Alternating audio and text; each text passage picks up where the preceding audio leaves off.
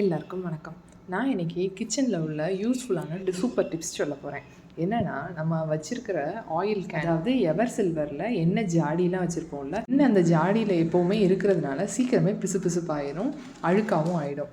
அந்த ஜாடியை எப்படி க்ளீன் பண்ணலாம் அப்படின்றத தான் சொல்ல போகிறேன். ஃபஸ்ட்டு உள்ள மெத்தட் எப்படின்னா, ஜஸ்ட் அந்த லிக்விட் சோப் இருக்குல்ல, அந்த லிக்விட் சோப்பை அந்த எண்ணெய் ஜாடியில் ஊற்றி நல்லா தண்ணி ஊற்றி நல்லா ஷேக் பண்ணிவிட்டு ஒரு 2 மினிட்ஸ் ஊற வச்சுட்டு அதுக்கப்புறம் நம்ம ஆஸ் யூஷுவல் நார் வச்சு தேய்ச்சி கழுவுனா அந்த எண்ணெய் ஜாடி க்ளீன் ஆகிடும், எந்த ஒரு பிசுபிசுப்பும் இல்லை.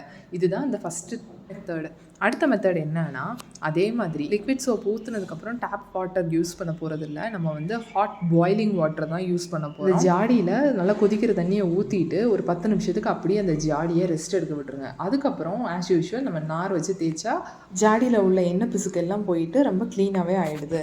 பாய்லிங் வாட்டர் மெத்தட் தான் ரொம்பவே திருப்தியாக இருந்துச்சு. உங்களுக்கு எந்த மெத்தட் ஈஸியாக இருந்துச்சுன்னு ட்ரை பண்ணிவிட்டு சொல்லுங்கள்.